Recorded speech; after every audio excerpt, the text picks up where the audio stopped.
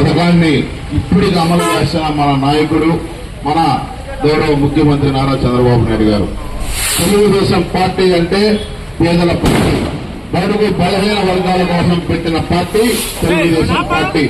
ఇక్కడ ఉన్న నాయకులందరూ 1983 నుంచి తెలుగుదేశం పార్టీలో పెట్టిన 6 ఏళ్ళు ఎన్టీఆర్ గారి పిలుపుతో వచ్చిన నాయకులు అందరూ 83 నుంచి ఇక్కడ ఉన్నారు సింగరాయకొండ మండలంలోనే.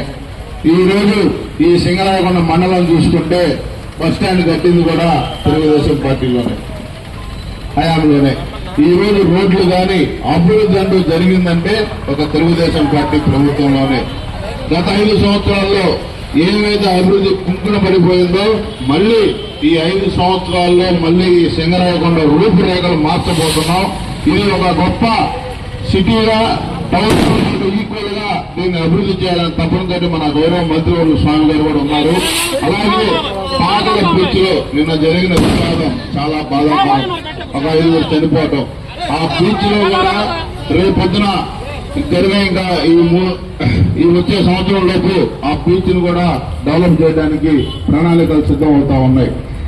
ఏదైతే ఎన్నికల్లో హామీ ఇచ్చిన ప్రతి హామీ, ఎన్డీఏ కూటమి ఇచ్చిన హామీలన్నీ నెరవేర్చడానికి సిద్ధంగా ఉన్నాం. కానీ గత పాలకులు చేసిన తప్పుదల వల్ల కొంత మేరకు ఆలస్యమైన అభివృద్ధి మాత్రం ఆగేది లేదని గౌరవ ముఖ్యమంత్రి నారా చంద్రబాబు నాయుడు గారు తెలియజేయడం జరిగింది.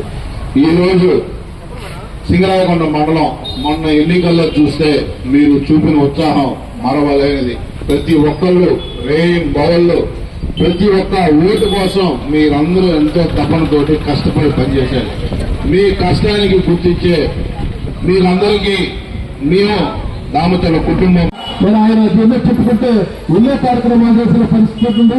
కాబట్టి ఆ విధంగా ఆ మహానుభావుడు మరి ఉమ్మడి ఆంధ్రప్రదేశ్ ని ఎంతో అభివృద్ధి చేశాడు. అది అందరూ కూడా మరి తెలిసిందే.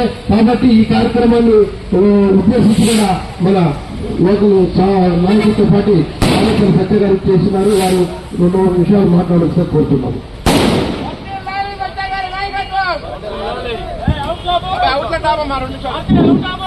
అందరికీ నమస్కారం. ఈరోజు ఆంధ్ర రాష్ట్రంలోనే ఒక గొప్ప మహానుభావులు